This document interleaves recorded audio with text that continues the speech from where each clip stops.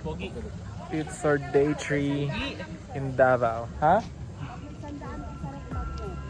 Mamaya pagbalik namin po.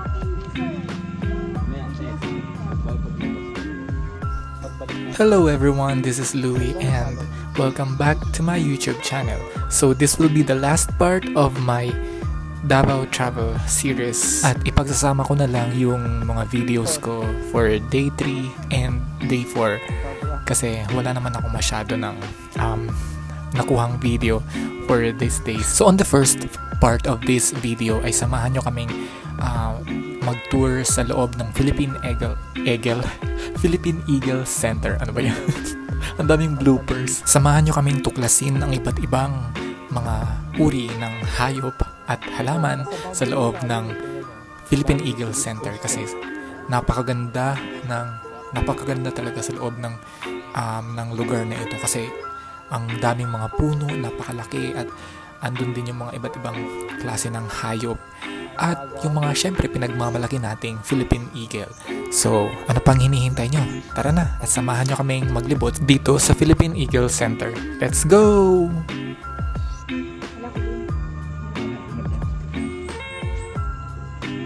Environmental.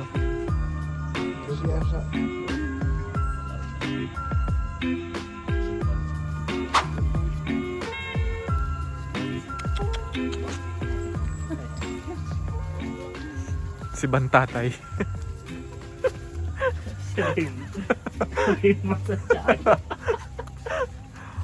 Wow.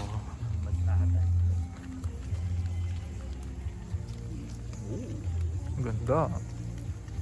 Wildlife. Can we speak to the good part?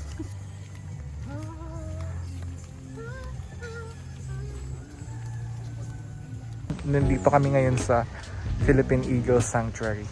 Tapos ngayon ko lang nalaman na iba na pala yung na hindi na pala maya yung pambansang ibon ng Pilipinas. Kung hindi, Manok na pala.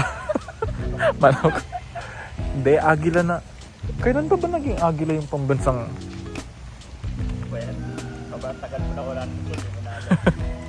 Matagal na kasi akong gumraduate.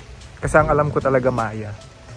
ako din eh. Anyway, ang lalaki ng mga puno dito. Oh, mahulog ka. Oh, di ba? Can we speak to the good part?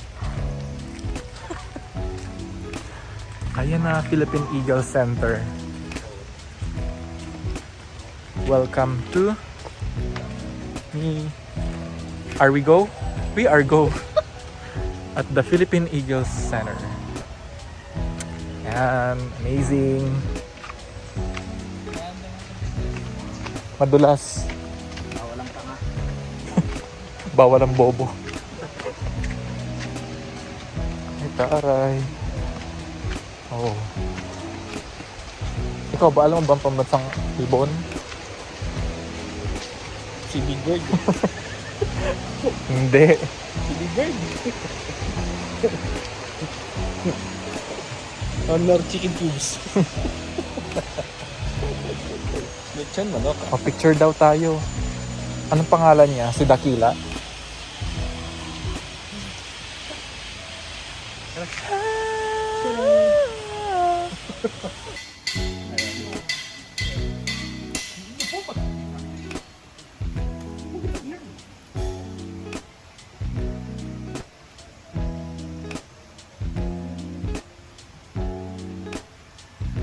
Laki ng puno.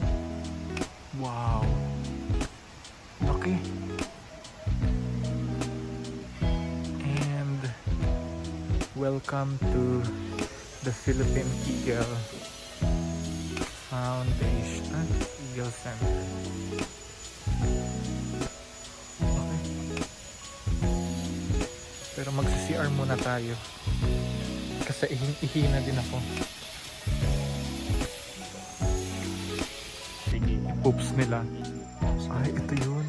Galing. So the next is Oh. the Philippine Eagle Foundation.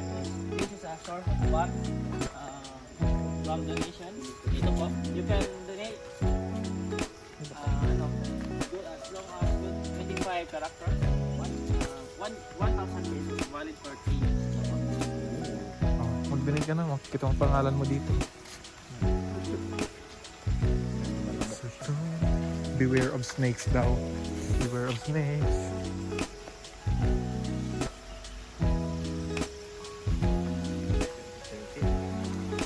Watch your steps. Watch your steps. Centennial tree. So, ito si Centennial tree. Matagal na ito. Ito, patay na itong puno. Oh. So, ito ang unidentified Centennial tree. 50 years. Anong name po? Gold Dipper. Gold Beach. Na-rescue siya sa Sarangani province. Tapos ang kanyang both eyes are blind. Oh. Tulog. Same species ni Lolo. Si China is Ay, ang cute. yung white is white-bellied sea eagle. Mga juvenile pa sila o mga bata pa. Yun si Painter's Hawk Eagle. May tatlong balahibo sa ulo.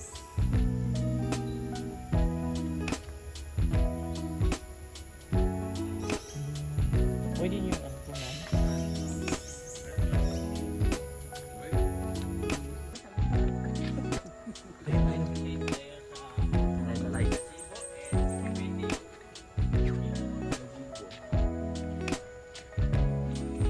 Si Dakila.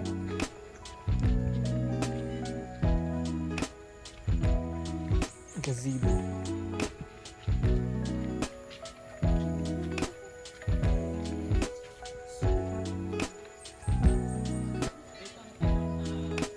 Dito ang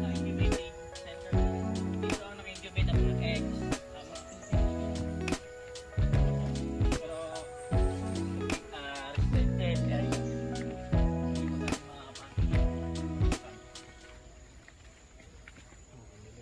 Mga ilang... gano? 29 eggs ang diyan successfully hatched dito sa incubating.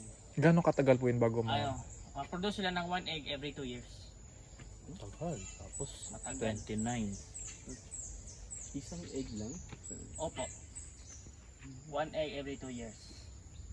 Tapos mga gano'ng katagal yun bago ma-hatch? For 56 days. Tagal din. Tagal. Ang gusto mo. Limliman mo. Bakit may incubating? Para mayroong mas taas na chance sa mabuhay at maparami. So, let's proceed to the most exciting part. Yung sa 1,000 peso bill. Ayan na. Yan si Vigo.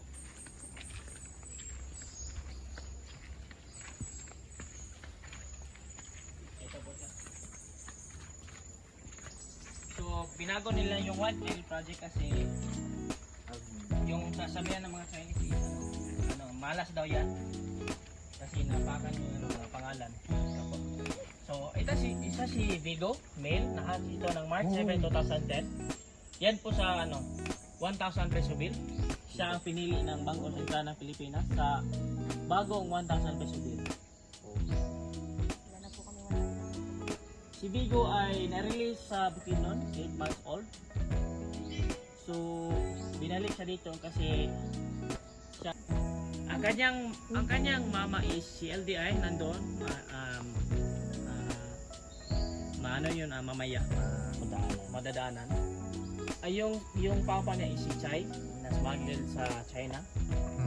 Opo, na illegal smuggling. Pwede naman 1,000. Bigyan ng 5,000. Grabe, Kasi, no? ano, ikaw pa naman na doon. Malikip. Broken heart. Ayun siya. Mas malaki ang Female babae. siya, naaral siya dito ng November 22, 2002. Inadapt siya ng Marco Polo Davao. Laki niya, no? Mas malaki siya dito. Opo, mas matanda na ito si Marky. Pero hindi ko alam kailan siya na-hatch. Sila ay endangered species. So, hindi sila basta-basta pinapagawalan. Mali. Oh.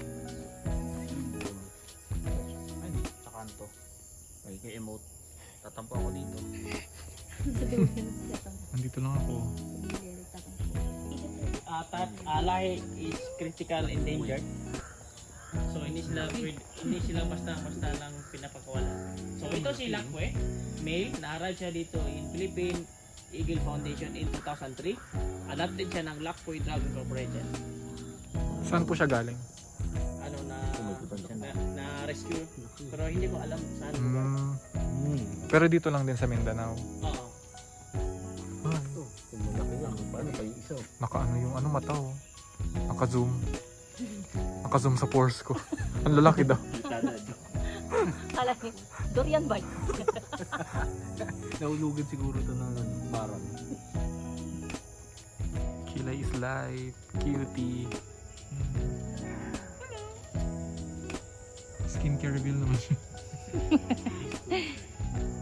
This is okay. Kasi dito ang maraming eagle. Pero sa ngayon is na sila critical endangered. So mawawala ang kanilang lahi. So ini-rescue sila kasi mahilig yung mga tao mag-hunt, napatay. Ano masasabi mo? Wow. Grabe. Oo, maldito. Siguro nakikilala niya ako. So ang pinapakain sila is doon nila ang pinapakain is foods and vegetables. Hi. Oh, di ba? Tumingin siya. Eh, yung tugtog eh. Pero yung schedule ba niya hanggang ano? Parang hanggang 12 lang, nakalagay. 6 a.m. to 12. Tapos hanggang ano yun? Hanggang Crocodile Farm. Pero kasi hanggang ano lang siya. Park Farm. Yung mga fruit na lang daw ang meron. 231.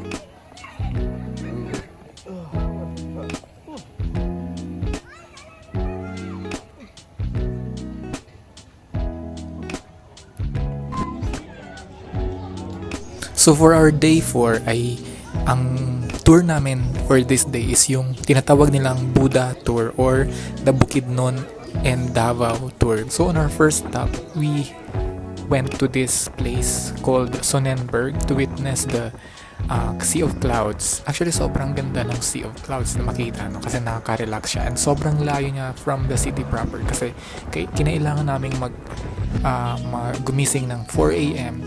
para lang maabutan yung Sea of Clouds. Next on the itinerary is this Hillside View Mountain Resort na hindi ko sure kung part na to ng Bukidnon or part pa siya ng Davao, pero malayo na din to, malayo na yung binahe namin and after ng Sonnenberg ay dito kami pumunta and meron pa namang mga Sea of Clouds kaming naabutan and maganda yung place kasi medyo ma-fog tapos mataas na talaga yung elevation niya or ewan ko kung anong above sea level na siya at kung anong meter na pero maganda, malamig yung lugar and nakaka-relax. And that ends our Davao travel series. Thank you so much guys for watching and for following and I'll see you in the next video. Bye!